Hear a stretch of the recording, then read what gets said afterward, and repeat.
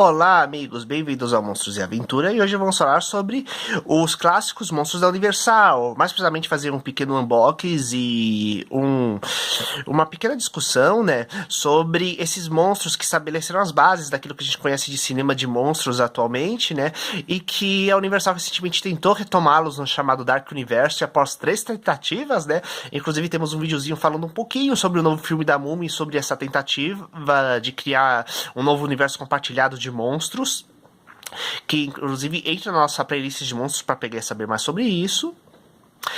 E esses monstros, curiosamente, são adaptados de várias obras que ficaram clássicas no século XIX, né? Como Frankenstein, Drácula, a Múmia. Sim, essa é a Múmia, galera. Mesmo o Homem Invisível é baseado no clássico do H.G. Wells.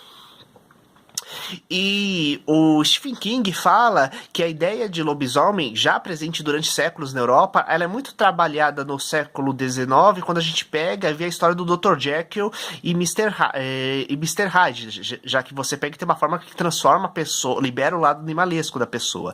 Mas aqui vemos mais o lobisomem clássico, amaldiçoado, e vendo mais alguns detalhes. Esse é o famoso Monstro da Lagoa Negra, outro clássico da Universal, que foi quando estava aparecendo a ficção científica mais perto daquilo que a gente conhece hoje, com monstros de origem alienígena com frequência, forças ancestrais, as bases que dariam origem ao Godzilla, né? Então, ele foge um pouco do estilo tradicional dos monstros da Universal.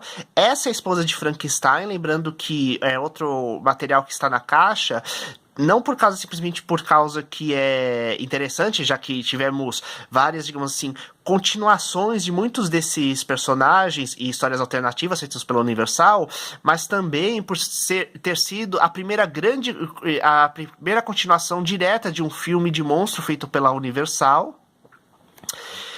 A Múmia é outra obra que não chega a ser exatamente uma adaptação, mas temos o período do século XIX, temos muita coisa sendo descoberta, muitas histórias de aventureiros, inclusive no começo do século XX, relacionando também aquelas coisas das descobertas relacionadas com as pirâmides, a maldição do faraó. Então é uma temática que estava muito presente na época, inclusive com teatros gigantescos feitos com a temática egípcia por causa disso. E o Fantasma da Ópera não deixa de ser também uma reflexão sobre o próprio processo de atuação. Curiosamente, esse filme, enquanto a maioria dos filmes da Universal tem 70 minutos variando entre ficção científica e sobrenatural, a origem das criaturas, aqui temos uma coisa muito mais próxima da realidade. E ao mesmo tempo é um dos filmes de maior duração, já que o resto tem 70 minutos e esse aqui tem 90 minutos de duração.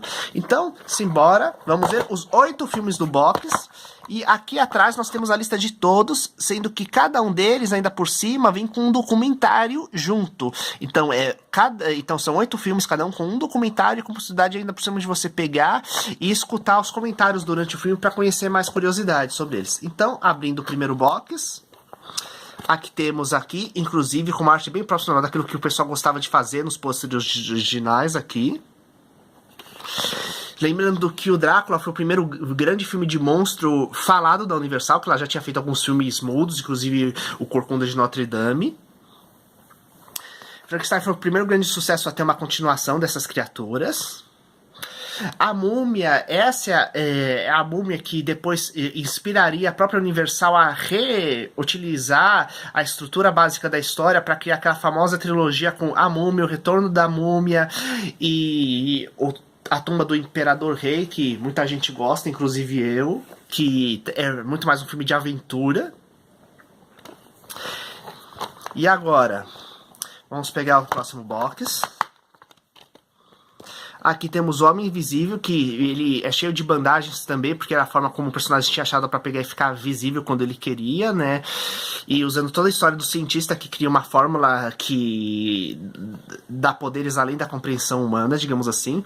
O Fantasma da Ópera, o clássico que deu origem a um dos maiores musicais do planeta, né? O Lobisomem, e um dos personagens mais icônicos, né? Lembrando que muitos desses personagens, inclusive, posteriormente, como eles são de domínio público, isto é, foram criados no século XIX. E nesse período já fazia muito tempo que os autores originais tinham falecido, eles tornaram-se obras de domínio público. Então, muitas dessas criaturas, a Marvel depois recria, digamos assim, como espécies de anti-heróis nos seus quadrinhos, e temos o clássico Monstro da Lagoa Negra, que como é justamente perto da virada dos monstros atômicos e forças alienígenas, ele tem uma conexão muito maior do que com a ciência do que quase todas as outras criaturas, e curiosamente, temos um filme atual do Del Toro que pega e retorna justamente essa temática. E como vocês podem ver, o visual da criatura foi usado depois como base para a criação da maioria dos monstros aquáticos que a gente conhece atualmente, incluindo muitas representações de várias criaturas do Lovecraft.